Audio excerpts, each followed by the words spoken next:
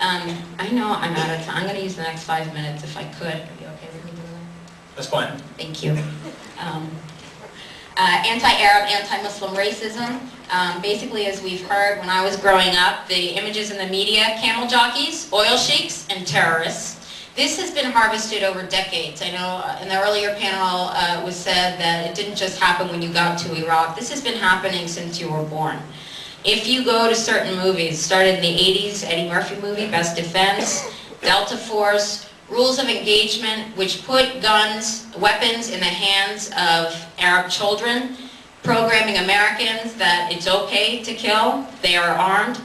Rendition, The Kingdom, any episode of 24, even in Aladdin, children's movie, the movie opens with a scene that says, where they cut off your nose to spite your face, it's barbaric, but hey, it's home.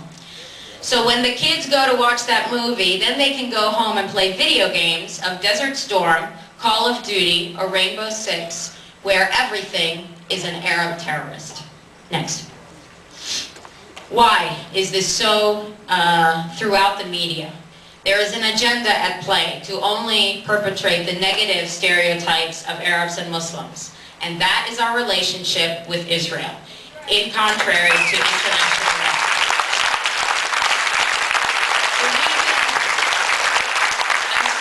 I'm so grateful for your support and applause, but you're taking my time. The reason that I'm bringing this up is that my job here was to put into context the racism that's happening. And we also need to put into context what's happening in Iraq. It is an extension of the 60-year occupation of Palestine. That is what's going on here. It's much bigger than 2001 or 2003. There are joint American-Israeli operations in occupied Palestine, in occupied Iraq. Ours is blind military, political, and financial support that is the only reason that the Israelis and the Israeli government can continue to do what they do. That's why Rachel's story was buried. 3 days later, shock and awe began in Iraq. It's in order, as the same as we've heard, to control the resources of Western Asia. Next slide. So just an idea of, these people have been fighting each other for thousands of years? No. Really, just since the ethnic cleansing of Palestinians happened since 1948.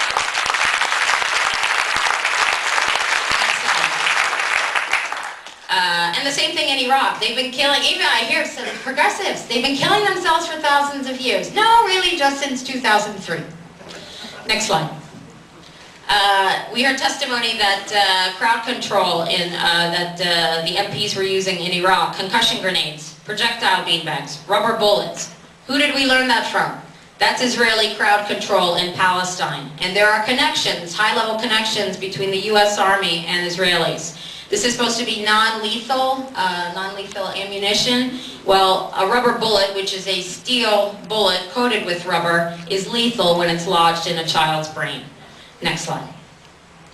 Why don't we know what's actually happening? Just briefly, I will show you why, because of the messages in the media. Next slide. This was a study done in 2004 called Deadly Distortion. Check out the website, ifamericans.org. Associated Press coverage of Israeli and Palestinian deaths. Associated Press. This is not an obscure news reporting agency. I will focus on the reporting of children's deaths. The AP reported Israeli children's deaths more often than the deaths occurred, but omitted any coverage of 85% of Palestinian children killed. This is not a mistake. This is not an aberration. This is an agenda. This is a policy. Next slide. The reason for this, and I will show you, in 2004, the actual number of Israeli children who died because of the actions of a Palestinian, 8. The actual number of Palestinian children who died because of the actions of an Israeli, most often IDF, Israeli Defense Forces, was 179. What did we see in the media? The next graph. 113% reporting of the Israeli children's deaths because they appeared in more than one headline or more than one article.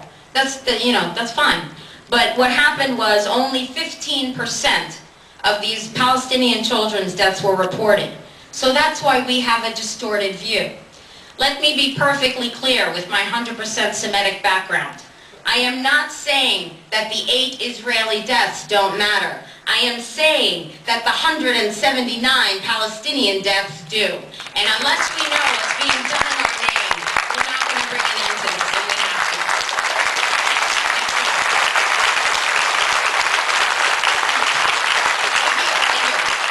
I'm almost done. Now, why would the AP do this? I think this might be a good time to segue into Chris's comments, if that's okay. Okay, next slide. I'll do the last slide. Okay, so the billions of dollars going to the Israelis, including $1 billion, and in 2005, the veterans' healthcare budget was $1 billion short. Next slide. And I do want to address this because of racism. This is what Muhammad Ali said. No, I am not going 10,000 miles to help murder, kill, and burn other people to simply help continue the domination of white slave masters over dark people the world over. This is the day and age when such evil injustice must come to an end. No Viet Cong ever called me names. Freedom means being able to follow your religion, but it also means carrying the responsibility to choose between right and wrong. So thank you, IVAW. So when the time came for me to make up my mind about going in the Army, I knew people were dying in Vietnam for nothing, and I should live by what I thought was right, and now the whole world knows that. That was 40 years ago. This is today. You guys lead. We will follow. Thank you so much.